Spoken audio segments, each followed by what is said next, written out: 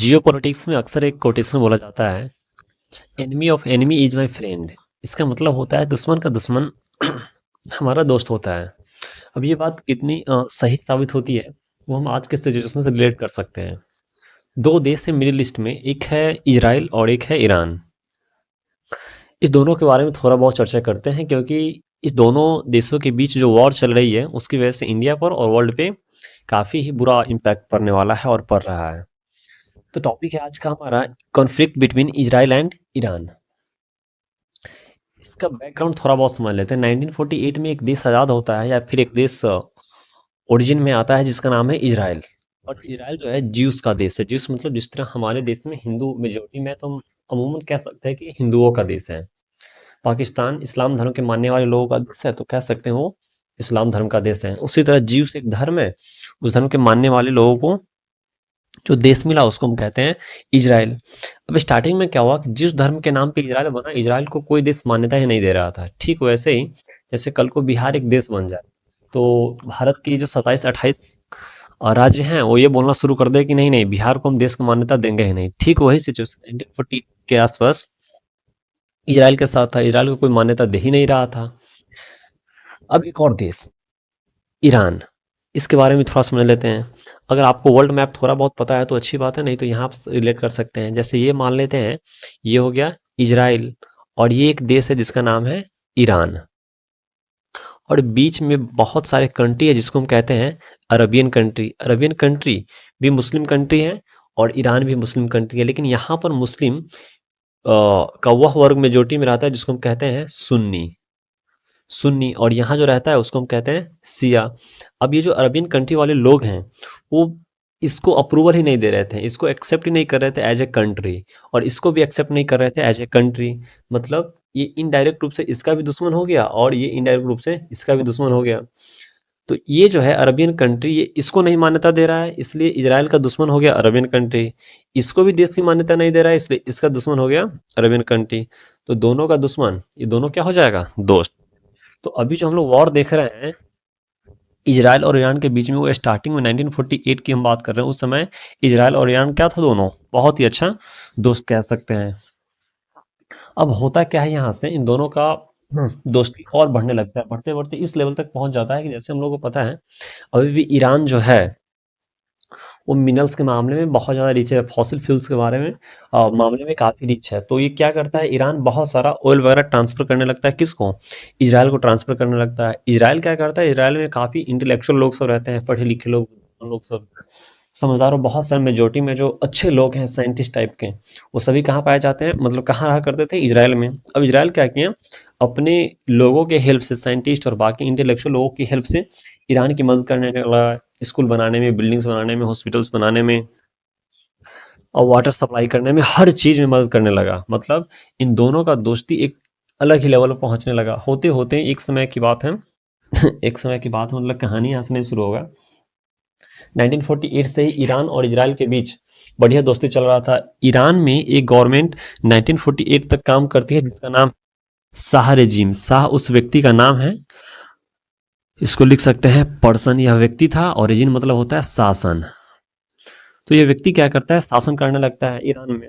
अब होता क्या है, जो शाह जो व्यक्ति रहता है वो ब्रिटेन वगैरह से पढ़ के आया रहता है, और वहाँ का मॉडर्न जो कल्चर है उसको अडॉप्ट कर लिया रहता है, और अपने देश में हूबहू वही मॉडर्नाइजेशन लागू करने की कोशिश करता है। मॉडर्नाइजेशन का मतलब अंग्रेजों का जो कल्चर है उसको अडॉप्ट कर लेना ही मॉडर्नाइजेशन कहलाता है। तो शाह जो था वो सभी मॉडर्न कल्चर को अडॉप्ट करके और ईरान में लागू करना शुरू कर दिया। बहुत सारे ऐशो आराम की ज़िंदगी जीना शुरू कर दिया। लोगों में भी बहुत आमूल-चूल परिवर्तन आना शुरू हो गया। जिससे क्या हो गया कि इस्लामिक देश, ईरान का जो पहचान था इस्लाम के नाम से, वह धीरे-धीरे खत्म होने लगा और आधुनिक चीज़, मॉडर्न चीज़ इसके अंतर्गत आने लगा।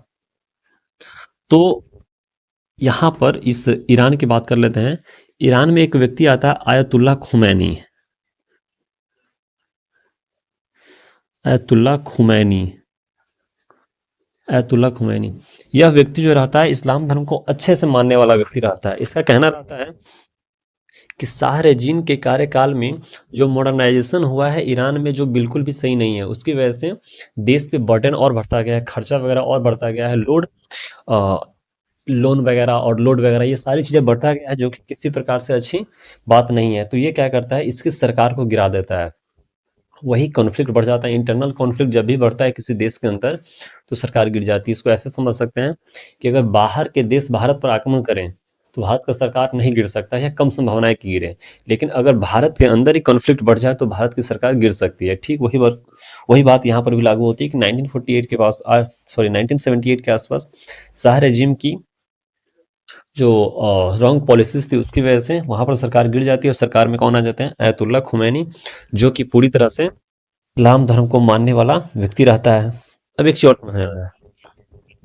1948 से 1948 से 1978 तक इजराइल और ईरान की दोस्ती काफी बढ़िया चल रही थी। इसी बीच में क्या होता है, इजराइल का एक और दोस्त रहता है जिसका नाम है USA, United state of America. ये समझते रहना है। इजराइल क्या करता है, इजराइल का दोस्त तो पहले से है कौन, इजराइल का दोस्त पहले से है यूएसए। यूएसए से दोस्ती करवा देता है किसका, ईरान का। ये आपको समझते रहना है। और ईरान की दोस्ती किसके समय में होता है, शाह रेजिन के समय में ये हो रहा था। बहुत अच्छे से दोस्ती चल रहा होता है। ये भी बहुत सारी चीज़ों को सपोर्ट करता है इसको। वो क्यों करता है वो आपको समझना है। 1945 में एक वॉर शुरू होता है और 1992 तक चलता है, जिसको हम लोग कहते हैं कोल्ड वॉर। कोल्ड वॉर होता किसके किसके बीच है, तो ये होता है रूस और अमेरिका के बीच। अमेरिका के बीच। अब आपको थोड़ा भी वर्ल्ड मैप पता हो तो समझ सकते हैं कि जैसे ये मान लेते हैं एशिया हो गया, ये यूरोप, ये north America, south America, Africa, इतना भी मान लेते हैं। एशिया के बहुत बड़े पार्ट में कौन सा कंट्री है, रूस है। रूस क्या करता है, युद्ध ये है अमेरिका और ये है रूस मान लेते हैं। यहाँ से एक्सपेंड करते करते करते करते करते यहाँ तक आ गया था। अब अमेरिका को लग रहा था कि अगर इसको हम, इस वाले पार्ट को कहते हैं मिडिल ईस्ट, तो अमेरिका अक्सर सोच रहा था कि हमें कोई ऐसा साथी मिल जाए, हमें कोई ऐसा दोस्त मिल जाए, हमारा कोई ऐसा आदमी मिल जाए जो इस मिडिल ईस्ट में ऐसा कंट्रोल बना करके रखें जिसकी वजह से एशिया से रसिया को आगे न बढ़ना दिया जाए और हमारे यहाँ आना उसका मुश्किल हो जाए। अब वही देश इसको मिल जाता है, कौन, ईरान मिल जाता है। ईरान एक ऐसे जगह पर है जो आता है मिडिल ईस्ट में। अब मिडिल ईस्ट में ये जैसे ही यूएसए के साथ मिल जाता है तो यूएसए इसको पोस्टर बॉय के रूप में यूज करना शुरू कर देता है। पोस्टर बॉय यूज का मतलब क्या हो गया कि यूएसए जो कहता था ईरान को उस समय, किस समय, जब कोल्ड वॉर चल रहा था, इस टाइम पीरियड के बीच में, वैसे वो करने लगा। लेकिन धीरे धीरे धीरे धीरे अब देखेंगे यहाँ पर तो रसिया चाह रहा है कि हम यहाँ तक पहुंचे और इसको खत्म करें, अमेरिका को। लेकिन बीच में कौन है, ईरान है। ठीक ईरान के बाद कौन आता है, इजराइल। तो दोनों मिलकर के रोक रहा है इसको, किसके लिए, किसके पास जाने से, अमेरिका के पास। तो इनडायरेक्ट रूप से अमेरिका किसको दुश्मन बना देता है, इजराइल को, और ईरान को रसिया का। तो रसिया का दुश्मन एक ये हो गया और एक ये हो गया, और ये तो पहले से था ही। तो ये दोस्ती हो गया इसका। लेकिन जैसे ही पूरा खेल कब खत्म हो जाता है, जब 1978 में शाह रेजिम जो रहता है, तब तक ये सारी चीज़ें ऐसी ही चल रही होती है, दुश्मनी भी बढ़ रही होती हैं रसिया से और बहुत सारी चीज़ें। लेकिन जैसे ही आयतुल्ला खुमैनी की गवर्नमेंट आती है तो शाह रेजिम की गवर्नमेंट खत्म हो जाती है। अभी जैसे ही खत्म होती हैं तो इसका मानना रहता है कि हमारे देश की जो दुश्मनी बाकी देशों से हुई है वो किसकी वजह से हुई है, अमेरिका की वजह से। हमारे देश पर जो इतना कर्जा आया है वो किसकी वजह से आया है, तो मॉडर्नाइजेशन की वजह से हुआ आया है। इन सभी को खत्म किया जाना चाहिए और हमें रसिया के साथ अच्छा रिलेशन बना करके रखना चाहिए। अब ये जैसे ही ऐसा करना शुरू करता है तब यहाँ से वॉर हो जाता है शुरू, किसके किसके बीच। वो अगर आपको गौर से देखना है तो अब ये किसका दुश्मन हो जाएगा, यूएसए का। यूएसए का दुश्मन हो गया। अब यूएसए क्या करेगा, जो इजराइल और ईरान के बीच में, ईरान कहाँ गया, यह ईरान, यहाँ समझ लेते हैं।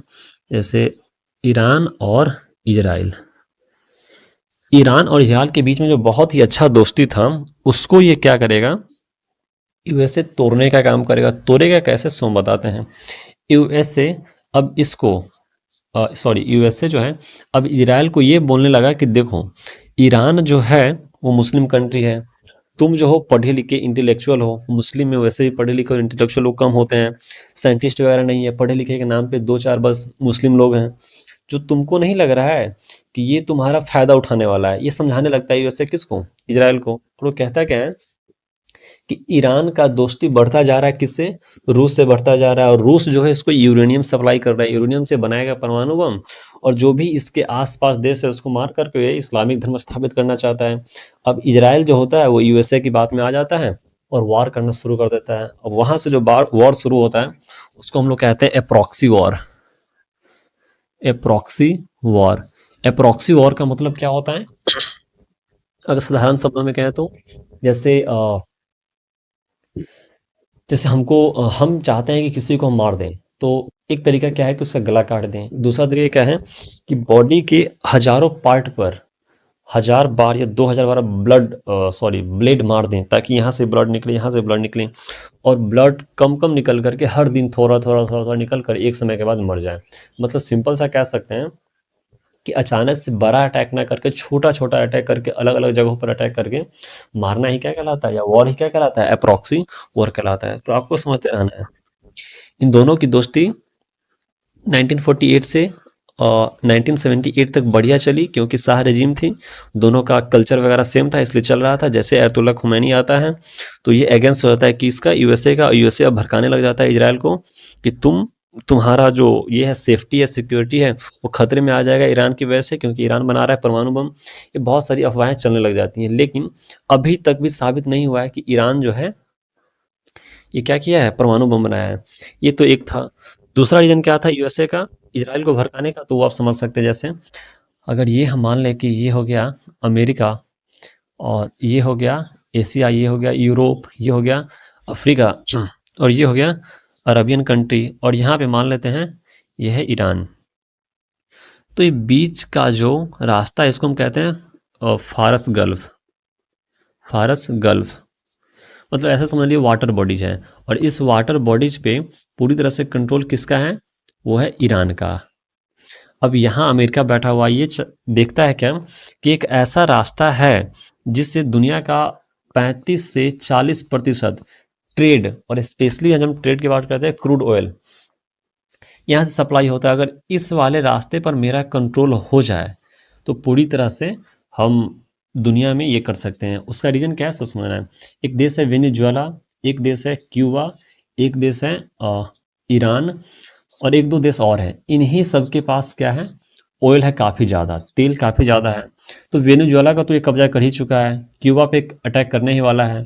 बच गया ईरान, ईरान पे भी कई बार अटैक किया ही है, और इस बार भी अटैक किया है। तो ये चाहता है कि जिन जिन कंट्रियों के पास तेल है, अगर उस पर कंट्रोल कर लेते हैं तो दुनिया में जो इकोनॉमिक स्टेबिलिटी बनी हुई है उसमें तेल का बहुत बड़ा रोल है। तो तेल पे अगर हम कंट्रोल कर लेंगे तो हम क्या कर सकते हैं? दुनिया का इकोनॉमी अपने अंडर में कर सकते हैं। ये बैकग्राउंड में सोच किसका है? यूएसए का। तो यूएसए यही करने के लिए क्या करता है, डायरेक्ट नहीं बोलता है कि हमको, ईरान को ये नहीं बोलता है कि हमें तुम्हारा तेल चाहिए, तो वो क्या कहता है, इजराइल को समझाता है कि देखो ये बना रहा है परमाणु बम, और ये तुम्हारे लिए ही खतरा है, क्योंकि तुम ही उसके पड़ोसी हो, और तुम्हारी ही वजह से शाह रेजिम जो है मॉडर्नाइजेशन कल्चर को अडॉप्ट किया है।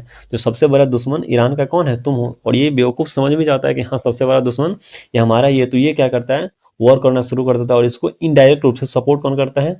यूएसए करता है। और ये वॉर अभी तक वही चलती आ रही है। 2002 में भी हुआ, और 2025 में भी हुआ, अभी 2026 में भी शुरू हो गया। तो कंक्लूजन में हम लोग ये समझ सकते हैं कि